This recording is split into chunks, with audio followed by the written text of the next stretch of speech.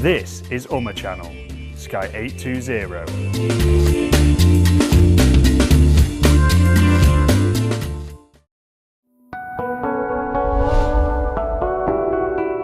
The contents of this program may not necessarily represent the views of Umma Channel.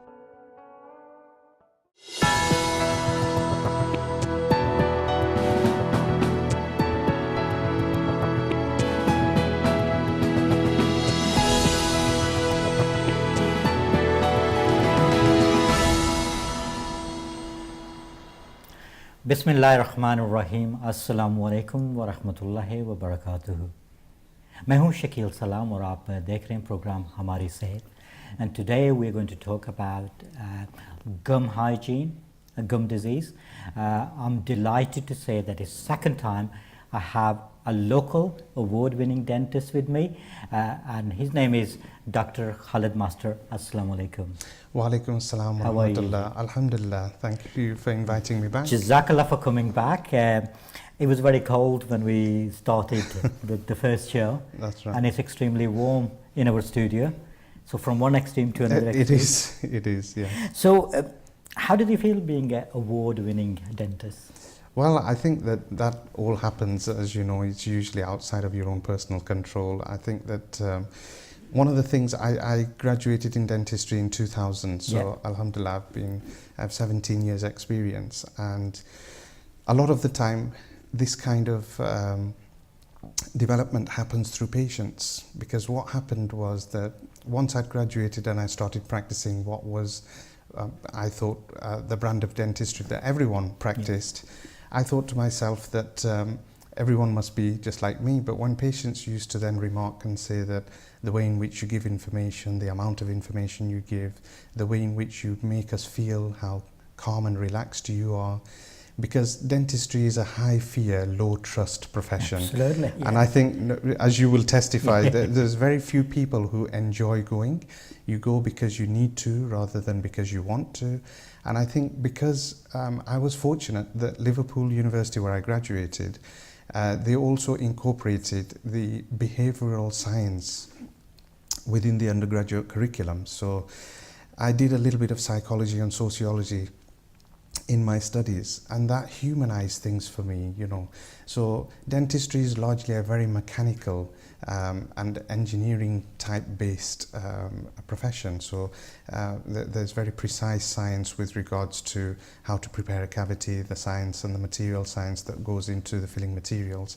So you could be quite easily detached, because as you know, it's surgery and microsurgery in the mouth. And I think generally most surgeons in the world, they operate on patients under general anesthetic. Absolutely. So from their point of view, they don't need to worry too much about that chairside manner, because there's no communication. They are very focused on the operation, how they do that, and to make sure that that's as successful as they can make it and have high success rate. The unique things about dentistry is that we are doing things whilst people are awake, because in the UK dentistry, the general anesthetic component, which was the use of the gas to put someone to sleep, effectively was banned in 2001. Now, what I mean by that is that it's still permissible. First of all, the dentist and the anaesthetist need to be separate. The two jobs can't be done by the same person. And the second thing is that you need to guarantee that you can get your patient to intensive care facilities should they arrest in breathing. Now, practically speaking, I think even some hospitals will struggle to get one person from their own department to ICU within 4 or 5 minutes. But there was a very, very small number of patients who, under general anesthetic, because they had undiagnosed respiratory conditions, it was a very sad fact that they would go to sleep to have a tooth out and they wouldn't wake up again. And there was a little girl in Leyland, and the case was just around the time I graduated, and then the ruling came in that no more, there's a safe alternative with intravenous sedation or inhalation sedation, or most of Europe and most of the world were operating under local anesthetic, which is the needle in the gum. So they said it was an unnecessary risk. For the sake of some people being nervous, in many respects, dentists were then retrained into how to deal with nervous people without the need of general anesthetic. So from that perspective, things changed from there. So you came probably at the very right time. Yeah. So how the idea of being a dental surgeon came about? In childhood, did you think about it? Did you think that you're going to be one day? Yeah, I think that my father, my surname, Master, comes from the fact that my grandfather was a university lecturer, and education was in our family. My father was a teacher of sorts, and he wanted to follow in his father's footsteps. But unfortunately, because my grandfather, he suffered quite a severe stroke, he became hemiplegic, and he was wheelchair bound and also needed others' help towards the latter part of their life. Now, this happened when my dad was in his 20s, so when he was about to embark on his secondary and tertiary education, this happened. And of course, he then became the patriarch of the house. He had 2 younger sisters, a mum to look after, etc. So in many respects, he missed out, which was a very sad thing for him. But me, myself being the firstborn, I have 1 younger brother as well, and between the 2 of us, he'd made a promise to himself that whatever he missed out on, he would try his utmost to make sure that his son could do the things that he couldn't. So he always envisaged that I would go on to university and higher education and get myself some form of profession. It would either be in education or healthcare. So I think that, as with most Asian Muslims, I think you'll know that they want their sons and daughters to be doctors. Absolutely. So I think my father was no different. So he wanted me to be in healthcare. To be fair, I think it wasn't specifically dentistry, but as you know, once you do medicine, you would then end up specializing in something: orthopedics, ENT, cardiovascular, etc., etc. So dentistry is a medical specialism for the oral cavity and the head and neck. So we're going to talk a lot about your personal life as well, because I think the medicine runs in the family, and award-winning concept run in the family as well. So we'll talk about that, and also your community work, working for Abu Hanifa project, and we'll find out more about it. But let's introduce the topic. We're talking about gum disease. So मैं आपको बता देता हूँ कि आज programme हम अंग्रेज़ी में कर रहे हैं, लेकिन अगर आप उर्दू में कोई सवाल पूछना चाहते हैं या डॉक्टर खालिद मास्टर से कोई बात करना चाहते हैं, तो हम दांतों की सेहत के हवाले से और ख़ास तौर पर गम डिजीज़ के हवाले से बात करेंगे. Any questions regarding gum disease, oral hygiene, anything, pains, aches, anything regarding your dental lifestyle, please do call us. There is a telephone number on the screen, there is a text message, and there is our email address. Please do call us and ask questions. So Dr. Master, if we start with sort of oral hygiene, how important it is being a Muslim and coming from Asian background. We've always been told to be physically give preference to hygiene, and oral hygiene is very hard to a lot of community. So if we are following that concept, so gum disease shouldn't be an issue. You're absolutely right, and I think that in 2017 that we find ourselves in, I think from a professional point of view, I'm quite saddened to tell you the fact that the highest level of chronic disease in the world is gum disease and tooth decay.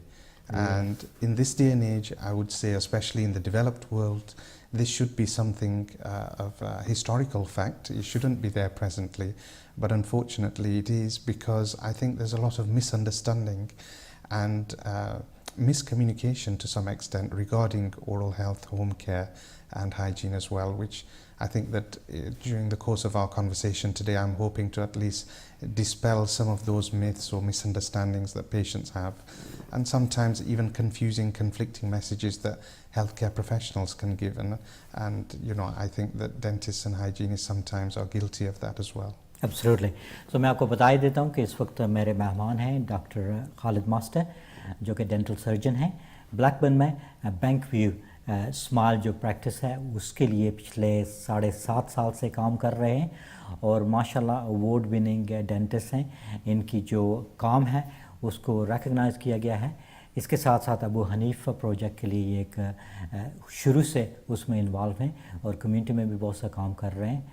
और जहाँ इनकी जो fame है और award winning है, वहाँ इनके घर के अफराद भी और इनकी जो वाइफ हैं वो भी डॉक्टर हैं, जीपी हैं, और माशाल्लाह रिसेंटली उन्होंने एक पब्लिक सर्विस अवार्ड भी लिया था। तो ये सारा एक फैमिली में एक ट्रेडिशन बन चुकी है, और अब उनका छोटा बेटा अब देखेंगे कि वो कहाँ तक इस काम में जाएगा। आप you making very tough I am life for children now. For them to follow, they've got a tough bag to Absolutely. follow. So it'll be triple award winning. Inshallah, family. inshallah. So just tell me a bit about gum disease. When we talk about gum disease, what we meant by it and why it is important. That's a very good question. I think if we talk about it in conceptual terms, within the mouth you've got 3 different tissues. Now the main thing that people do understand and appreciate is the hard tissue, which is the teeth themselves. What I think patients don't appreciate is that the teeth are set within bone. So within your jawbone, both your upper jaw and your lower jaw, your teeth are set within that. And the gum is the covering and protective mechanism to the bone and the junction between the tooth and the bone. So really it is the seal and the protective seal that the tooth and bone have. So you can imagine if we use the analogy of, say, a worktop or an area where there is moisture all the time and you need that waterproof seal. So if we had a worktop and the silicone seal or whatever the mechanism was that was going to prevent water from seeping in was somehow damaged, then you can imagine that that water is then going to do damage further and deeper, then rot will set in and potentially that whole engineering mechanism will fail.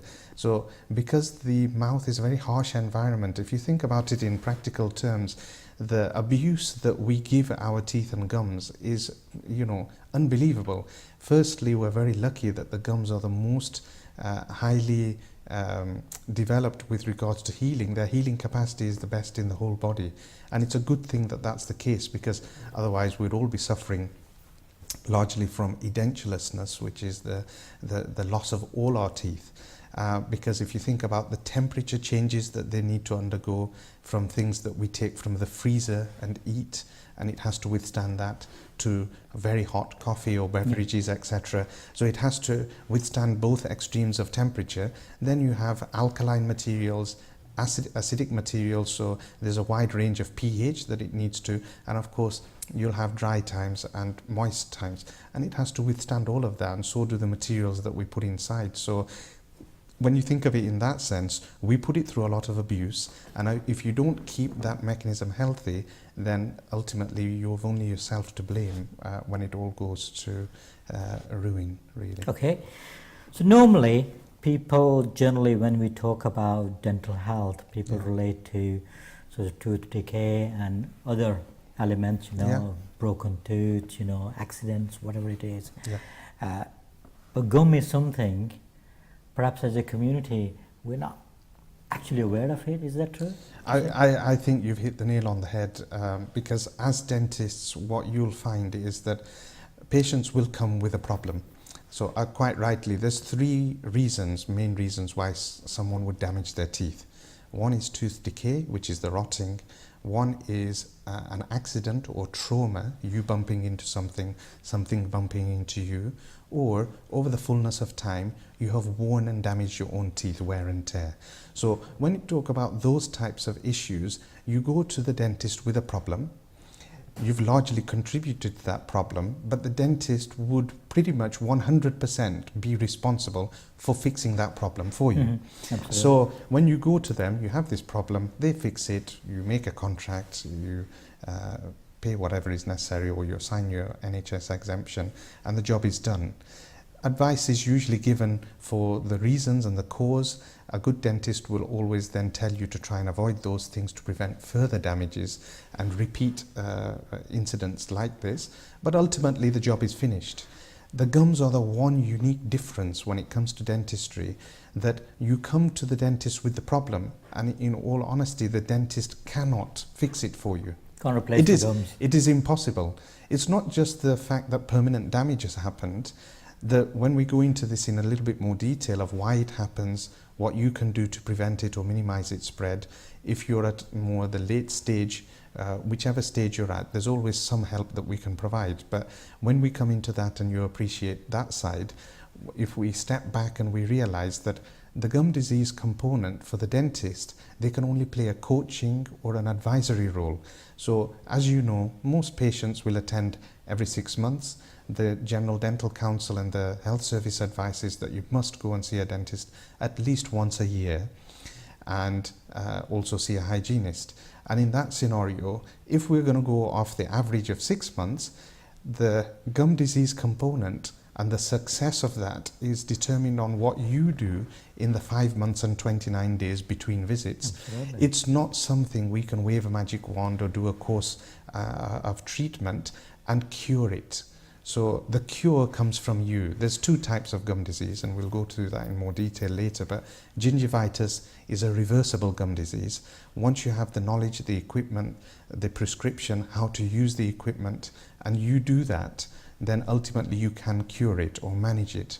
Periodontitis is an irreversible gum disease, and all you can do there is manage it by maintaining the current level. You cannot reverse time back and gain back what you've lost. So the dentist plays a coaching role and an educational role, one to inspire and to motivate, but ultimately the true success of that will depend on you, not the dentist, and that's what makes it very different.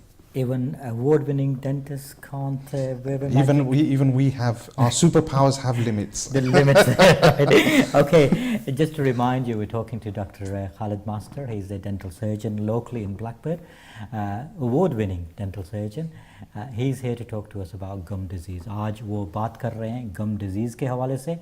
अगर आप किसी वजह से अपने दांतों की वजह से परेशान हैं या gums की वजह से आपको कोई परेशानी है या कोई तकलीफ़ है, तो ये प्रोग्राम आपके लिए है.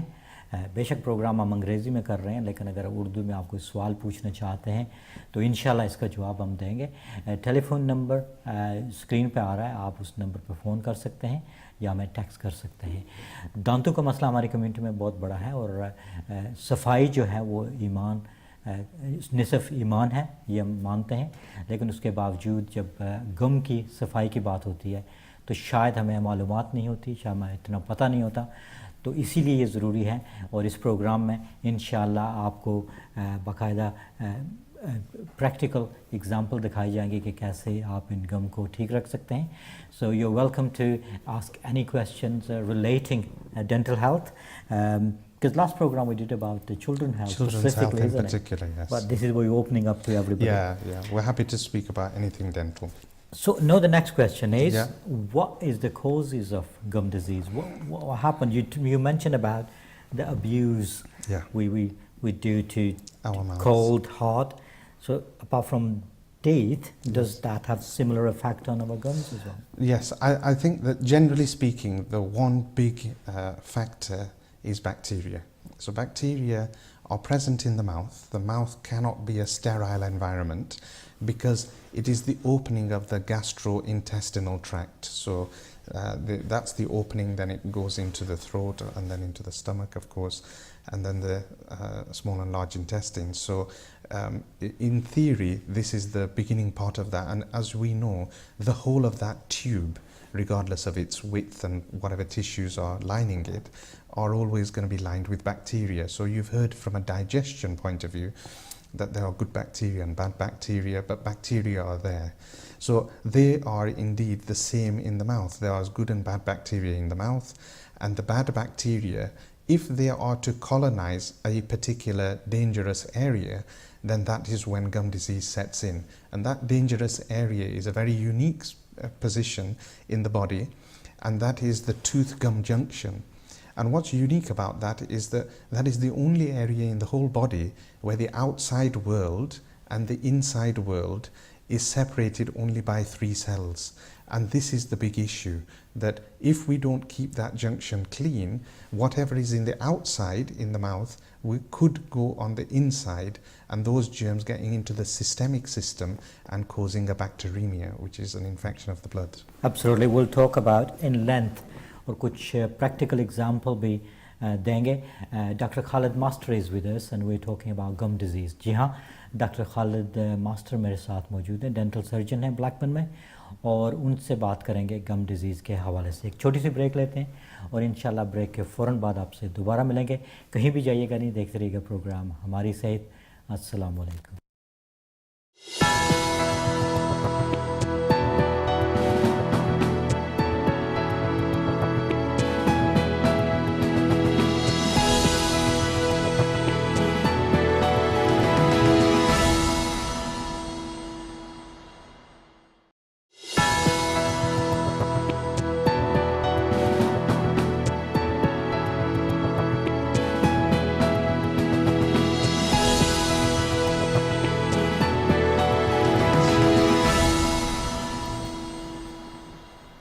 वेलकम बैक जी, मैं हूं शकील सलाम और आप देख रहे हैं प्रोग्राम हमारी सेहत। I am delighted that doctor Khalid master is with me. He is local award winning dental surgeon and he is talking to us about gum disease. जी हाँ, वो गम डिज़ीज़ के हवाले से हमसे बात कर रहे हैं। दांतों का एक बहुत बड़ा मसला है और अक्सर हम जब गम की बात आती है तो हमें या समझ नहीं आती या उस पर ज़्यादा ध्यान नहीं देते। आज इसी सिलसिले में उनसे बात होगी। अंग्रेज़ी में ज़्यादातर बात है, लेकिन आप उर्दू में अगर कोई सवाल पूछना चाहते हैं तो इंशाल्लाह हम उसका जवाब देंगे। There is a number on the screen. Please do call us and ask some tough question to our dental surgeon, Dr. Khalid Master. He's doing very well. He loves his public speaking is some of your strength thing, and you're very good with patients. Well, alhamdulillah. I think normally you people need don't to like be. dentists. You're right, and I think that this is going back to one of my earlier comments, that the way I am and the chairside manner and the rapport building and the giving of information, that's always been, I feel, a strong point, and that's what the patient's feedback, and I think that then leads on to some of the other extracurricular things that I'm doing with regards to the charity work. So I don't think I would say that I enjoy it, but it's something that I've grown accustomed to and I have to be good at. And I believe there's a doctor in the house, Yes. award-winning doctor in the house. Yeah, alhamdulillah. Tell me a bit about it. I'm very fortunate. I'm married to a GP, Dr. Rahana.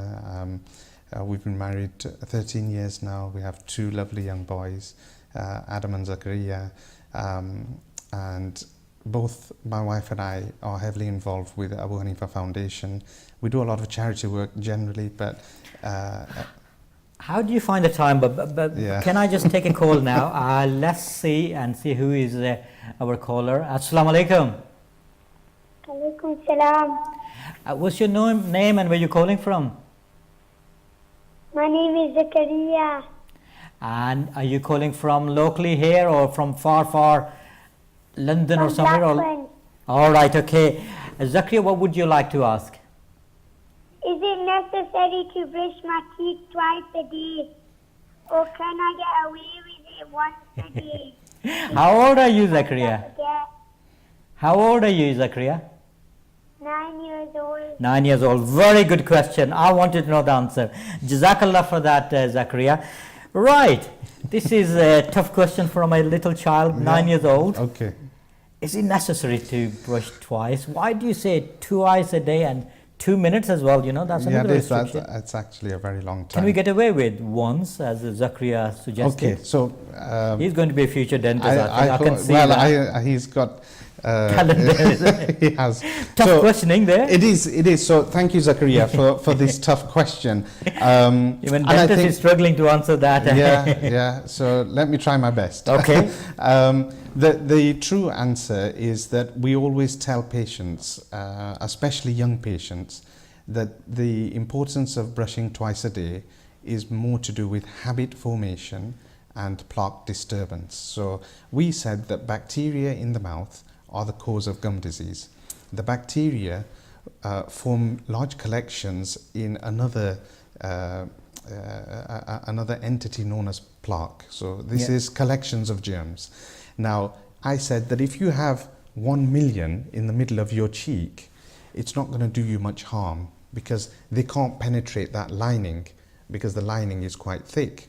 But where you have 1 million, where the tooth meets the gum at that junction, that's seriously problematic because that's your weak point. So like for instance in a building, if you were to have a rear door and it didn't have an alarm and it didn't have a good padlock, there is no point having a 5-star alarm system on the front door and all the windows.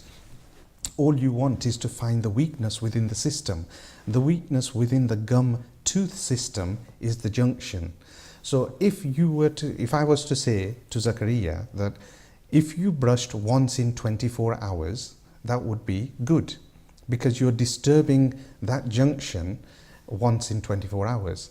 But if I was to say to you, you could do it once in 12 hours, then that would be twice as good.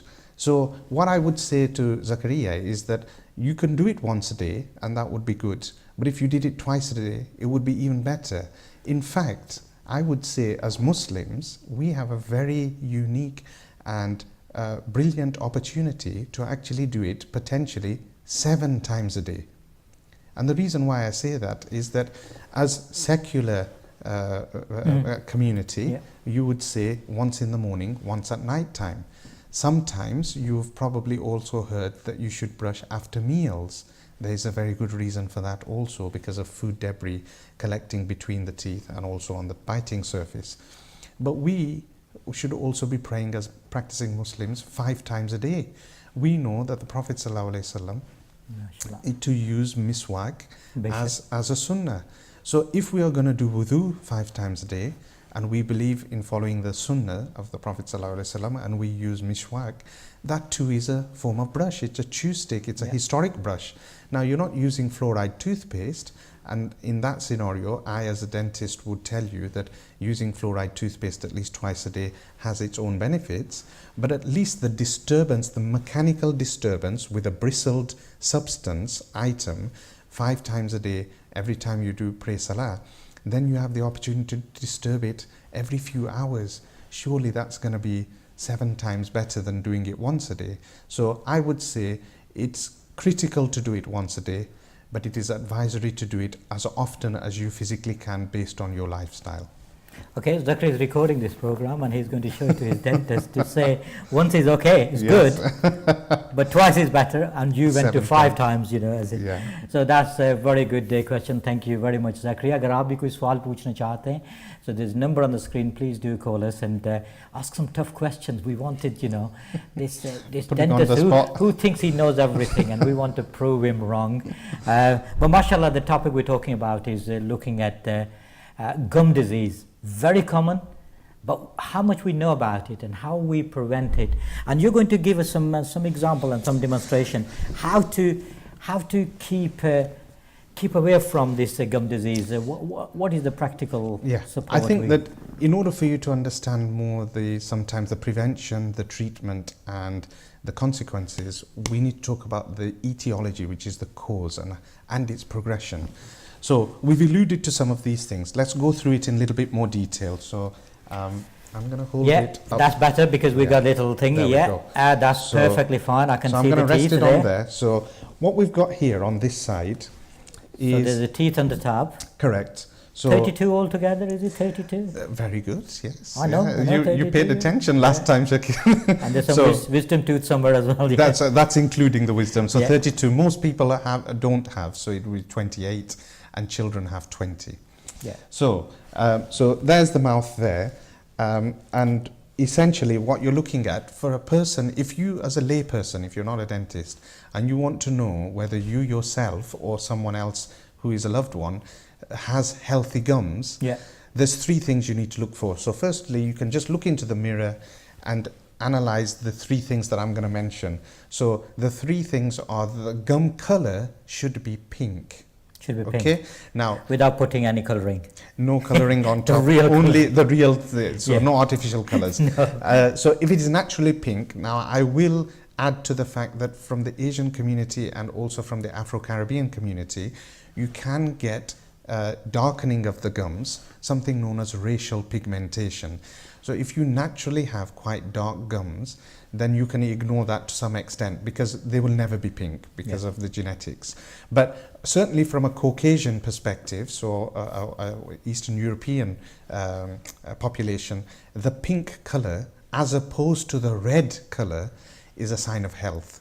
The second thing is that when you talk about the pink between the teeth, it needs to come to a nice high point. So the taller that point and the less rounded it is, then the healthier it is. Okay, so if you have tall gums between teeth, that's a good sign because the support underneath is strong.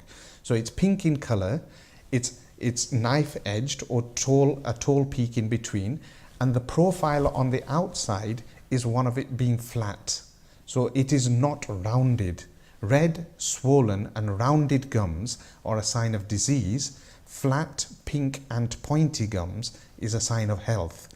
Now, if we look back here, and if we were to cut the tooth in half and the gum and the bone, so I alluded earlier. You don't mean practically cutting? No, only for demonstration. We don't want we don't want any experimenting. We want Zacharias to, no experimenting. Program, no experimenting at home. All right. So cut in half, if we, just from to show a diagrammatic point of view, if we were to cross section that area, to appreciate what we have, firstly, that is what we see in the mouth, which is just the tooth. Yeah. But when we talk about the tooth, many patients don't appreciate that, like an iceberg, this is just the tip. The root is often 2, 3 or even 4 times longer than the part that is above the gum. All right, okay. That's important to note. It'll become even more important when we talk about the bone ice support. cream to me from here. Yeah, I know what, with the heat. I shouldn't be mentioning ice cream. Well, yes, but I think with the heat in the studio, I can see why you're thinking of ice cream. So if we think about that whole system, the root is completely embedded within the bone, and then the gum covers it. Now, many patients who attend, they will recognize this component. So this is a dental probe. And if we look very closely, I think maybe if we zoom in a little bit, we will be able to tell that there is some black bands and some silver bands on the probe. Now, what that is, that acts like a ruler for us. And we know that if we're in the first silver band, which is 3.5 millimeters, then that is considered a sign of health. So having a small gap between the tooth and gum is normal and natural. They are not completely solid. And they're not solid because when you bite down on something, you need a small shock absorber to be able to absorb that shock. Otherwise, teeth would shatter. If you bite into something hard and you had no sponginess within the system, then you would break bone or break teeth. Something would shatter. So having that little gap, and then each of the root is held in by millions of little fibers. So the tooth is actually suspended within the hole, and it's covered with the gum. So when we probe and we measure and it's only 3.5 millimeters, then that is a sign of health. Now, if we move on to something that is mild gum disease, we mentioned that this was gingivitis. So that is one of the mild gum disease. And what we mean by this, so on this particular model here, you can see that the root is still covered with bone. It also has lots of little fibers holding it, but on this side of the diagram, Shakil, this is always going to be the healthy side, and if you relate it to that side, can you remember that flat, pink and pointy is good? Now we're starting to see redness, swelling and roundedness. So this is gingivitis. Right. Now this is because plaque has been allowed to accumulate in that junction, and it is now causing an inflammatory swelling reaction. Okay. Can we take a call? There's a sister from London. Assalamu alaikum. अस्सलाम वालेकुम जी जी मैंने बात करनी है जी doctor साहब से कि जरूर बात करें, क्या कहना चाहेंगी? मुझे लाइकन प्लानस है ठीक है, और मुझे जिंजोवाइटिस है गम्स में, तो मैं स्टीरॉइड लेती हूँ 5 मिलीग्राम प्रेडिसोलिन। ओके, तो मुझे पता करना है कि इसके लिए मतलब वो जो कोर्सिडल माउथ वॉश है जी। वो मैं करती हूँ डायलूट करके, मगर करती हूँ तो मेरे दांतों को वो गम्स को स्प्रिंग करता है। तो क्या वही अच्छा है या कोई और मतलब ट्रीटमेंट अच्छी है? तो कब से आपको ये? मुझे तकरीबन 10-15 साल से है ये। अच्छा, 10-15 इयर्स। अच्छा कि माउथ में जो है ना वो गम डिजीज। ठीक है। चले बहन, बहुत बहुत शुक्रिया, आप प्रोग्राम देखती रहिएगा, इंशाल्लाह इनसे हम बात करेंगे। बहुत बहुत शुक्रिया, थैंक यू वेरी मच, जज़ाकल्लाह for phone call. So that's very common question, and does it happen quite a lot? Our sister is suffering from 10 to 15 years. That's right. So firstly, thank you very much for the question. Very good question. lichen planus, if I just explain a little bit about that first. Yeah, please. This is a condition where the surface of the mouth lining is altered. Now, firstly, when many patients are diagnosed with this, they get quite worried, because anything that's different in the mouth, often the big question that patients have is it cancerous? And we do have lots of precancerous lesions in the mouth, and we have cancerous lesions. And we touched upon this last time I was on the show, because we'd just been doing a Cancer Awareness Month. Absolutely, at that time. So it is very important to note that most conditions are benign meaning non-cancerous and nothing to worry about. So there's nothing to worry about. And lichen planus is one of those. So that's the first thing I want to say. Now, if we talk about the pathology of it, and also from a microscopic point of view, the surface of that lining has been altered. Now, what that normally means is that it becomes a little bit more sensitive to spicy things and hot and cold things. So I'm not at all surprised that the sister, when she uses something like Coastal mouthwash, her inner mouth lining is stinging. So why is that? Is that because it's slightly thinner, the lining is thinner, and then what happens is that in order to deal, because there is an element of inflammation within the system, is that the steroid is given as an anti-inflammatory. So it is almost like double trouble. So you already have the problem, and it is something developmental. So it's nothing that you need to worry about, but it's also something that you need to manage. So you've got the issue itself, which causes a change to the surface. Then you have medicines that control that, which makes sometimes the sensitivity worse. And then you're using a medicament on top, as a topical medicament in the form of a mouthwash, which then it contains within it some good things and also some things that will burn or sting. So she has, I don't know whether her dental health professional had advised her on dilution, or she came of that decision of her own mind. But if she came of it of her own mind, that's very clever of her, because that's essentially what we would recommend. That if you're going to take any medicine, and any medicine, you have to weigh up your risk and your benefit, because everything has a side effect and a curative element or a palliative element. So from that point of view, it is doing some good, but if it's doing harm, then lessen it. So dilution is one way.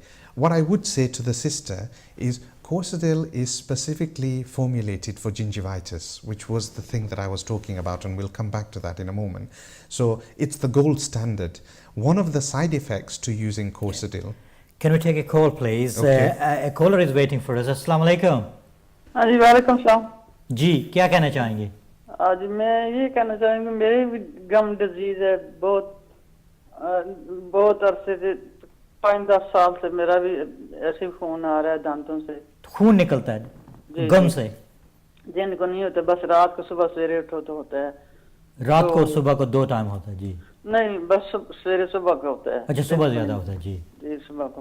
तो कोई फर्क नहीं पड़ रहा, कुछ बताएं कौन sea mouth wash use करनी चाहिए और क्या करना चाहिए? ठीक है बहन, प्रोग्राम देखते रहिएगा, इंशाल्लाह इस पे बात होगी। बहुत बहुत शुक्रिया आपका, अल्लाह हाफिज। I think it's a related question, gum disease, bleeding. Yeah. And she was asking, is there any good mouthwash she can use? I mean, let's combine the both questions together. Yeah, that's fine. I think that essentially, because Corsadil is a mouthwash as well, as we're talking about. So to answer that second lady's question first, is that the very best mouthwash you can have is Corsadil. Okay, it's the number one treatment for inflamed gums.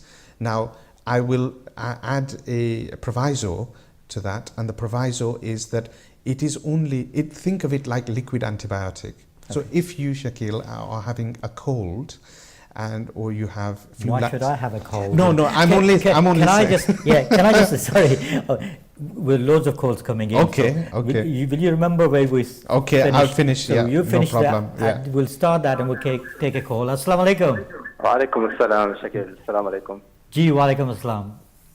Who's calling and where are you calling from? Alhamdulillah, brother. I have a question. I can put it in 2 sections, if you don't mind. Yeah. First question will be for the doctor. I have always been told to use electronic toothbrush but I have never been advised what is the best toothbrush for an adult age. All right, okay. And if you don't mind, I will ask another question.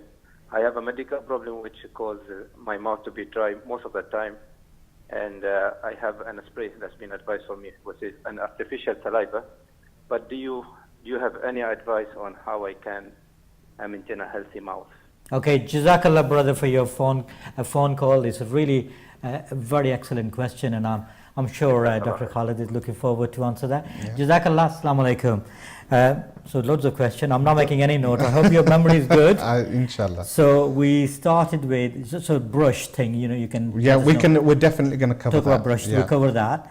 And dry mouth. That's actually quite a good question. It is. It's very good. I want to know the answer as well. Yeah. And we haven't left any water for any of us today. No, we haven't. We're going to be suffering. We thought just in case you might say water is no good for. No.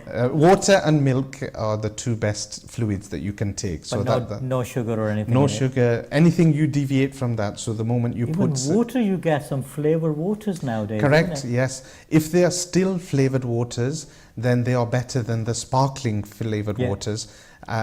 Beware of sparkling flavored waters. They are just like fizzy drinks, but rebranded. They are not healthier. This is a very important point. So I'm happy you brought it up, because the issue with fizziness is, for any chemists that are out there, you will appreciate that carbon dioxide is bubbled through water to make it fizzy. Now, the chemical reaction there is carbon dioxide plus water leads to carbonic acid. Okay. So anything acidic is damaging to the teeth and damaging to the oral cavity. So when we say as dentists that beware of fizzy drinks, especially fizzy drinks with sugar in, that is the very worst thing that you could drink, then you've got double trouble. You've got the sugar element, and I think I don't need to highlight, it's very well publicized that, and I'm not going to mention any brand names, but ultimately some of the most popular soft drinks that are out there, especially the ones that are of the black variety, they have multiple teaspoons of sugar, 7 or 8 teaspoons in one can. In fizzy drink. Yeah. And then you've got the fizz. So you've got the sugar and the acid in a unique packaged snack, which is the worst thing. It's a dentist's nightmare. And I think that if you're in the habit of having those kind of things, be very careful. Try and substitute for the diet versions, which still will have the acid but won't have the sugar, and because they have sweetness. Before we, because you're very passionate about it, and the way we speak, you can tell that. We still haven't answered the first and second questions, So the lichen planus was one, and the Coastal mouthwash. So that's a good mouthwash. It's not very cheap either, is No, it isn't. It's very expensive. And but it's good. It's very good. It's the gold standard. But what I want to do is make a distinction between gingivitis and periodontitis. And we're going to go back to the flip chart to explain the difference. Yeah. But be aware, and I want all callers to be aware that Corsadil is effective at gingivitis and tackling that, but not periodontitis. And as I said to Brother Shakil earlier, think of Corsadil like liquid antibiotic. So I apologize, I didn't mean you ill health by saying that you need to have a cold or a flu. I could tell that he's thinking, how can he wish me to be ill? But ultimately, it was only using as an example. Like I need to have a break for caller, because caller was waiting, so I didn't want to. So what I was saying is that if, for instance, you were unwell and you got a bacterial throat infection as a result of a sore throat or something like this, then sometimes, and again, my wife would be much better at answering this question, and if she was here, she would tell you. We can arrange that. Because this is very much a very big bugbear of doctors and GPs, where patients are coming in with coughs and colds and they want antibiotics, but in reality it is not the right thing to give them, because abuse of antibiotics and using them more often than you need to causes bacterial resistance, antibiotic resistance by bacteria. Once those bacteria start to evolve and those antibiotics become ineffective, you're starting to run out of effective measures when you really need it if you're immunocompromised. So going back to the mouthwash analogy, if your Corsadil is like antibiotic, if you are unwell with a cold or a cough and you take antibiotics and you make yourself well, you would be wrong to assume as a layperson that if I was to take continuously antibiotic, I will never get a cold ever again. Now, From a theoretical point of view, that makes some sense. That if something that is a curative element to combating a disease, if you take it on a prophylactic level, i.e. you're taking it even when you're well, then the theory is you don't get that problem ever again. Life doesn't work like that. The human body doesn't work like that. So what I would say to anyone out there who's using Corsadil on a daily basis, and to be fair, the company that makes it, they've been a bit naughty because they actually even have one called Corsadil Daily, and that is slightly different to the gold standard Corsadil treatment, is that only use it in extreme circumstance. The issue with gum disease, to a large extent, very much like diabetes or arthritis, it is a chronic condition, and you must remember that there isn't a cure, you can only manage it. So by taking that curative element all the time, you're abusing the system. Okay. Sometimes it's really difficult talking to a award-winning doctor who has public speaking experience, but we have to stop here for a break, and inshallah after the break we have the final messages and bit of demonstration to show us. Not a problem. So but we still have some answer to questions. अगर आपने भी कोई सवाल पूछना है तो थोड़ा सा हमारे पास वक्त है, ब्रेक के फ़ौरन बाद इंशाल्लाह हम दोबारा हाज़िर होंगे। डॉक्टर साहब बड़े पैशन हैं और माशाल्लाह 1 घंटा बड़ा जल्दी गुजर गया है और अभी थोड़ा सा वक्त हमारे पास है। एक छोटी सी ब्रेक लेंगे और इंशाल्लाह ब्रेक के बाद दोबारा आपसे आपकी खिदमत में हाज़िर होंगे। अपना ख्याल रखिएगा और ब्रेक के बाद आपसे दोबारा मिलते हैं। अस्सलाम वालेकुम।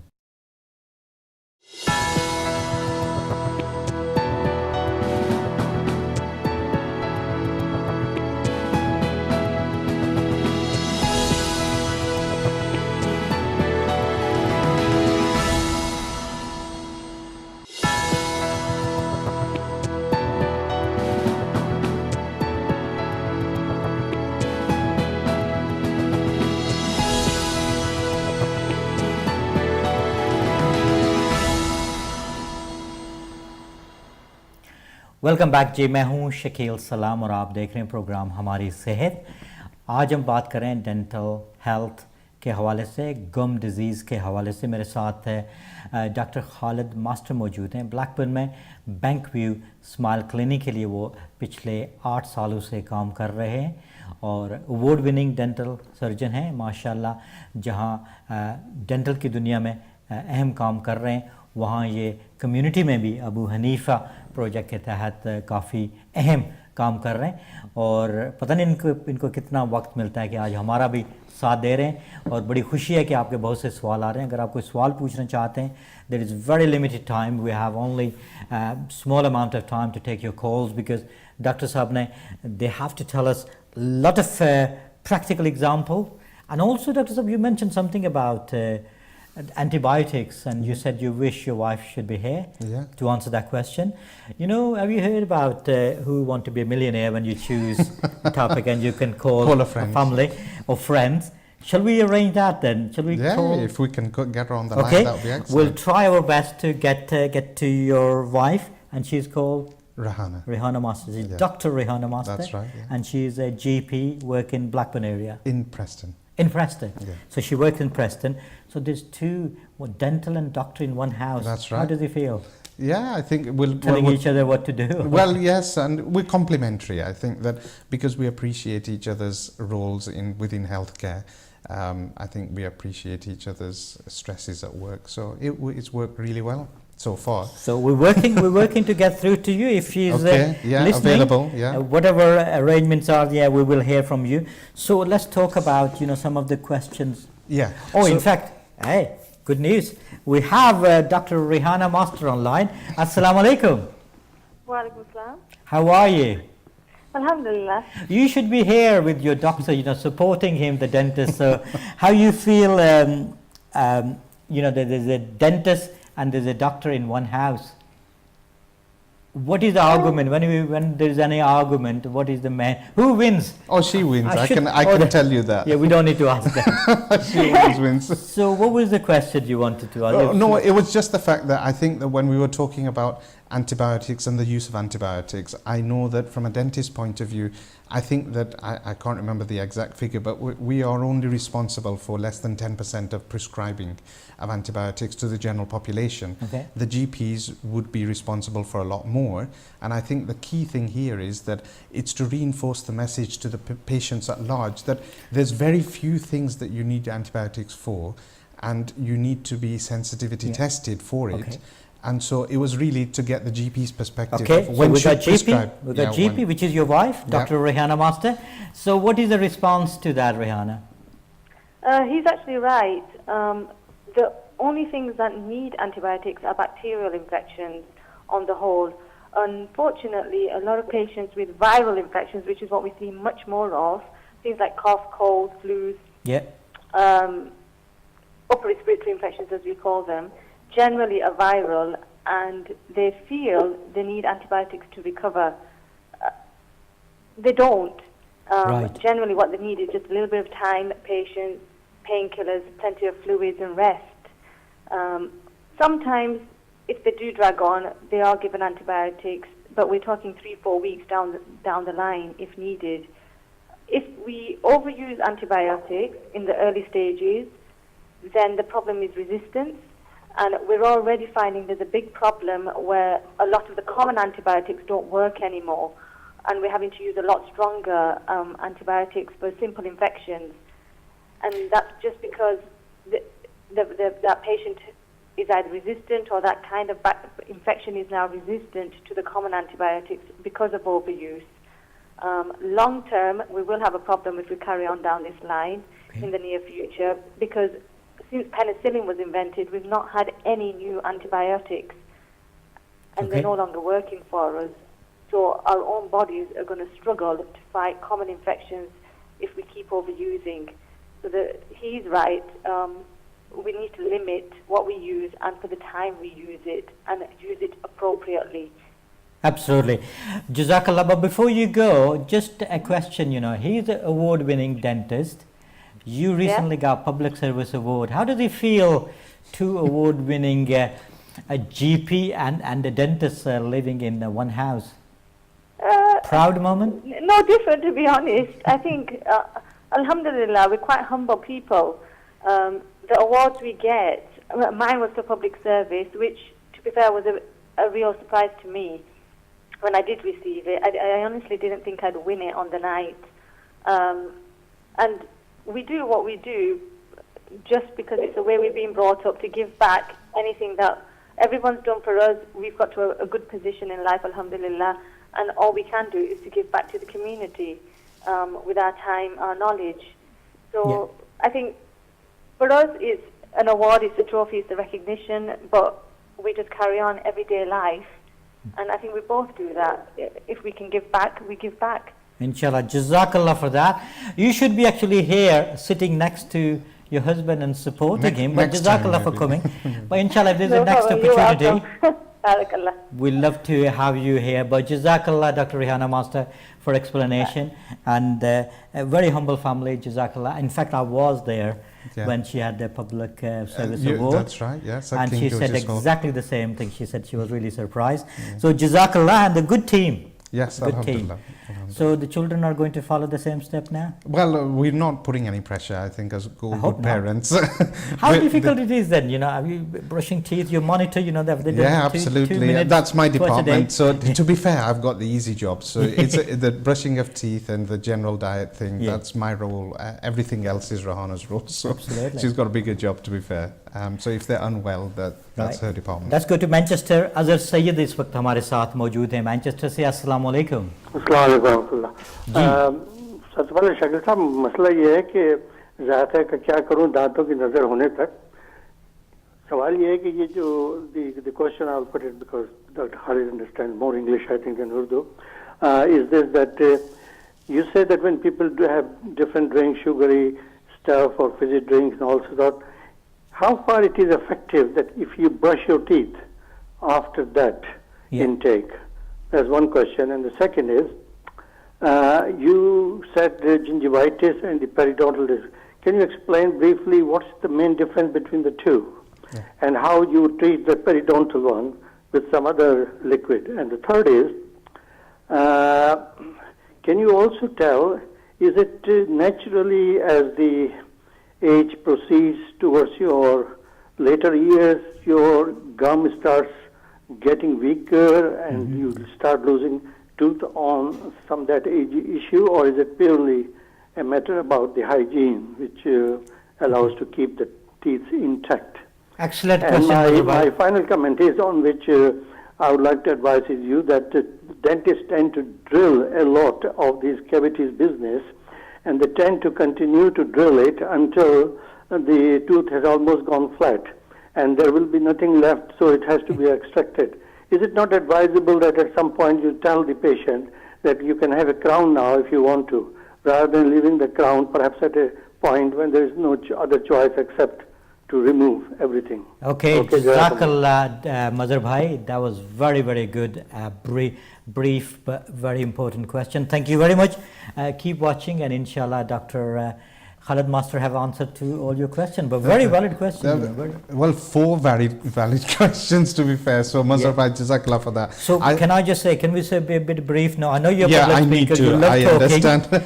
No, let's 4 very quick answers. We should have extended the program to 4 hours, you know. So, the first question was to do with brushing after having fizzy drinks. Yeah. Very, very good question, and I'm really pleased he mentioned that, because the short answer is that brushing after any acid attack immediately after is actually a very bad thing.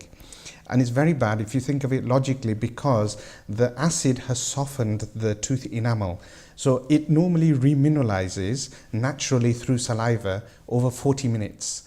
So although it's a good thing to brush, I would say wait at least 45 minutes to an hour before you were to brush, not immediately. So if you had your fizzy drink now, say for instance that was my fizzy drink and I had it, I wouldn't want to brush for 45 minutes, because I will do more harm. The abrasiveness of the toothbrush and the toothpaste would take away a layer of the softened enamel. I would actually have less protection left. So that was the very first question. Yeah. And so you can make a difference, but the timing is important. Another question that was asked was that the difference between gingivitis and periodontitis, and the main differences. We're going to definitely go through that. And the next question was, is there any mouthwashes or medicines that would help? We're going to talk about that as well. Talk about that. Yeah, so I'll definitely be able to answer all those. The drilling bit, very good question. I'm really pleased, because just like I said at the top of the program, that sometimes dentists and hygienists give conflicting information to patients. I think that this is very much one of those things. He's absolutely right. I think that within the profession, certainly in the 70s and the 80s, there was an argument, and some research has come out of the back of that, where potentially some of the treatments that were done looking back historically, so I'm not pointing any fingers at the dentist, but at the time the thinking was that the more intervention you did, the better it was for your patients. Now, I know for patients, sometimes if they were paying for treatment, it did seem like dentists were doing treatment just to make money, but I would like to think and err on the side of goodwill, where the dentist did it because it was necessary and it wasn't done fraudulently. So from that perspective, if you take that as an acceptance, anything in life, no matter how clever I think I am or how brilliant my materials or my equipment is, everything in life has a lifespan. So fillings are no different. If you think you've got yourself silver material, the amalgam material in the middle of a tooth, and you have 4 walls supporting it, it is not uncommon, and I have my own patients who have had those for 30 or 40 years. Single surface filling in the middle of a tooth lasting 40 years, no problem. But the moment that filling incorporates one of the side walls, then it becomes weaker. Now, one of the reasons why tooth decay happens is also the same bacteria that cause the gum disease. So when we're talking about effective cleaning, and we're going to go through that in detail, is that you get a double benefit. You benefit from preventing tooth decay and preventing gum disease. So when we're talking about the importance of brushing, and again, another thing that I want to talk about, which is something that our community in particular, but even just the wider community, is interdental cleaning, cleaning between teeth, and the double benefit that that has. We just don't do it enough. So hopefully that answers all of Brother Mazhar's questions effectively. There was another question was from a brother about dry mouth. I know the brush thing we're covering. Yes. We only got 10 minutes. Yeah, so very quick answer on xerostomia is the technical term for dry mouth. So the issue with xerostomia is becoming a real challenge for dentists in 2017. The reason being is that as the population is getting older, there is things known as polypharmacy, which is that there is lots of patients on lots of multiple medication. One of the biggest side effects for these medicines, especially for chronic disease, is xerostomia, which is dry mouth.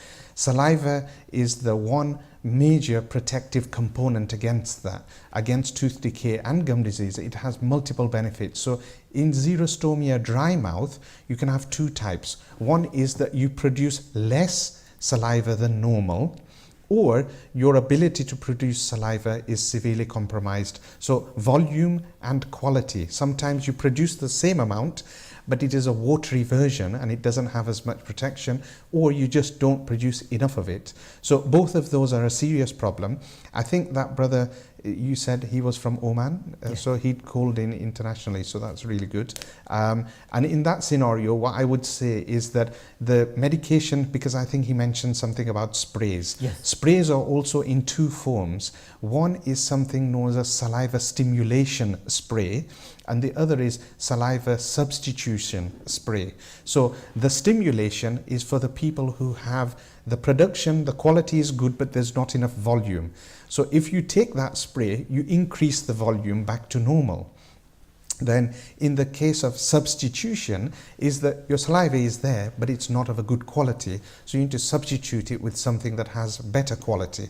So in those scenarios, depending on which of the two systems they are, I would take medical advice and I would take the right one. What I found from patients' experience of this, because there are certain conditions, one is known as Sjögren's syndrome, and in that, dry eyes and dry mouth is integrated within that system. And those people, they are on these stimulating ones or substitution ones very long term. And from there, because alhamdulillah, as you know, I have about 17, 18 years experience in practice. There's a number of my patients who have that, and they tell me that often they are ineffective. So there's only a small number to choose from, and very rarely have I found a patient who has found one entirely suitable. So my advice to people with dry mouth in general is that, just again going back to the water element, water is your best hydration. Carry a bottle of water around with you, take frequent sips, and essentially whenever you feel dry, use water to hydrate. That's Absolutely. the short answer. Now, very quick demonstration. We have here a lot of questions to yes. answer, and we've got 5 minutes, by the way. Oh dear, okay, so very quick. So gingivitis, remember, was no bone loss, swelling of the soft tissue, reversible if you clean that junction well. Moving on to periodontitis. So now we've got a situation where the probe, the first 3.5 millimeters disappears, and the next 2 millimeters up to 5.5 millimeters now also goes inside. So the big difference for everyone listening is gingivitis does not involve bone loss. Periodontitis does involve bone loss. So that's the key difference. That's the key difference. So periodontitis is the most serious form of the gum disease, and once you have lost the bone, you cannot grow it back. Yeah, you have to really be very careful not to lose it in the first place. So if you allow moderate periodontitis, so you get a bigger gap, more bone loss, now you start to get what's known as a pocket, which is a gap between the tooth and gum, and you're starting to get a little bit of looseness. And then if you go to advanced periodontitis, you can now start to see, compared to health, remember this is health, this is disease. If the disease was on both sides, which it often is, only on this diagram is it only on one side, then you can start to understand that even though you have a very long root, if I use my finger as an example here, and if that is my entire root, that is healthy bone, supporting it to the top, covered with gum. Then early periodontitis, we're losing a little bit. Moderate is about halfway. Severe is down at the bottom. So everyone can understand that if this is the length of your full root and this is the amount of bone supporting it, it shouldn't surprise you that the whole thing starts to become loose. And as you and I know, teeth cannot and should not, adult teeth cannot and should not fall out by themselves. Only baby teeth are supposed to fall out naturally, which is a process known as exfoliation.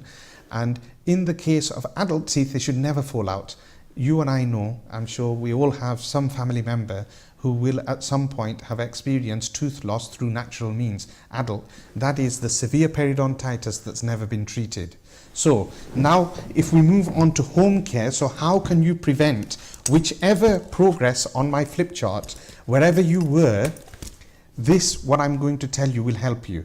Okay. It will hit the pause button and it'll stop it from getting worse. So you remember, you can't rewind unless we have time travel and DeLorean. We're not going to be able to go backwards. Okay. So the most important thing. Some product. Oh, the teeth. Yes. So the teeth. This is the and the brushing technique. Absolutely. So this is the home care. This is what I'm talking about. That if we're going to do this 5 times a day, 2 times a day, 1 time a day, the key here is quality.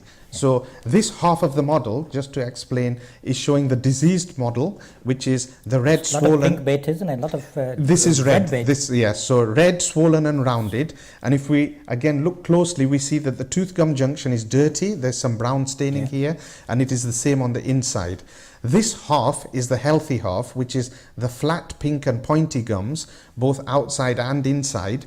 So the key question, when we look at it this way, that's the dirty half and the diseased half, and that is the good half. If we have this in our mouth, how do we get to this side? Absolutely. Right. So manual toothbrush, nothing very fancy about this whatsoever. These are like the ones you can get in the market, 5 for £1 or something. You know, these don't need to be expensive, but it's how you use it. There's 4 rules that you need. Sorry. So there's 4 rules that we need to remember. So I'm going to speak forward here. So the first is, you quite rightly mentioned this, the position of the brush. If you position it simply on the teeth alone, and I'm exaggerating, so I'm only touching the whites of the teeth, this will help you prevent tooth decay. It will not prevent gum disease. You will get gum disease. So many patients tell me, but Dr. Khalid, I brush my teeth 5 times a day, many days, I never miss. Why have I got gum disease? One of the biggest reasons I say is that I bet if I checked your technique, you're brushing too high on your tooth and you're not brushing your gum line. So the moment you change the position to the gum line, all of a sudden the whole process leads to better results. So first rule is gum line. Second rule is angulation, not horizontal, not vertical, but halfway. So 45 degrees. The third rule is pressure. Don't be afraid. Press the bristles into the gaps, both into the gap at the tooth gum junction as well as in between the teeth. And the fourth rule for a manual toothbrush is you need to scrub slowly, almost like you are brushing in slow motion. Not really harsh. No, not harsh. You can press hard, but not fast. If you think of it, teeth are curved surfaces. If you have a curved surface and you have a flat surface cleaning the curved surface, the faster you brush the rounded part and not the deep part. Right. The deep part is where the germs are hiding and food. So what you end up doing is not brushing, but polishing. So if you are doing things quickly, then you are polishing. If you do it slowly, you are brushing. And that's another key difference.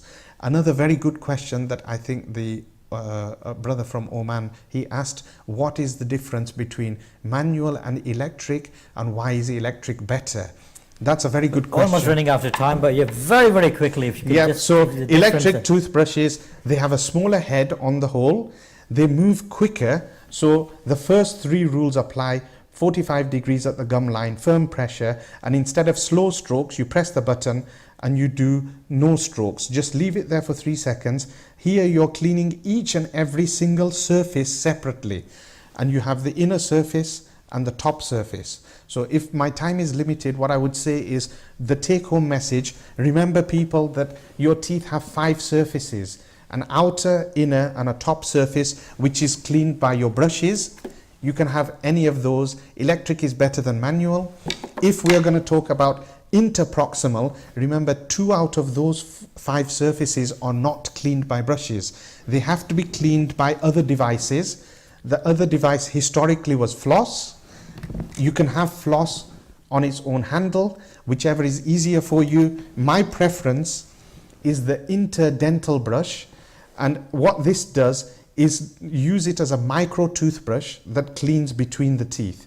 And if you can clean the germs between the teeth of each gap, each day, every time you brush, then you're getting 100%. Before, with your brush, you're only getting 60%. And this will get you 20% each. So 40 altogether, 100%. And the last thing I want to say is Listerine tends to be the best mouthwash that is for everyday use. Be aware, some of them have an alcoholic formulation, but they also have a non-alcoholic formulation. So if anyone wants the non-alcoholic version, it is available. But I want to also reinforce, mouthwash is no substitute to interdental cleaning. Interdental cleaning, the mechanical removal, is far better than chemical removal. Okay, Dr. So Khalid, that's the most important. Can I just say thank you very much? You know, we run out of time. If we could have time, we could have carried on another hour or two. Yes. But Jazakallah for coming along. Barakallah. Really appreciated Barakallah. the amount of phone calls we receive and some of the interest. It shows, you know, the gum disease is really hard to the community problem. and people want to take it seriously. Jazakallah for coming and your My time. pleasure. And thank you very much and ये थे हमारे आज के मेहमान doctor Khalid master जिन्होंने आज हमारे साथ प्रोग्राम किया। बहुत बहुत शुक्रिया आपका। मैं कहने लगा था कि अगले हफ्ते मिलेंगे, लेकिन शायद ये हमारी आखिरी मुलाकात हो, क्योंकि हमारी सेहत का ये प्रोग्राम जो है उम्मा चैनल अब अपने आखिरी लम्हात में है। और मैं तमाम बहन भाइयों का शुक्रिया अदा करता हूँ जिन्होंने हमेशा साथ दिया। तमाम जो गेस्ट आए उनका शुक्रिया अदा करना चाहता हूँ। आप लोगों ने 9 साल तक मेरा साथ दिया और बड़ा अच्छा लगा। और अपना ख्याल रखिएगा, जहाँ कहीं भी हूँ इंशाअल्लाह किसी न किसी मोड़ पर आपसे दोबारा मुलाकात होगी। अपना ख्याल रखिएगा। अल्लाह हाफिज़।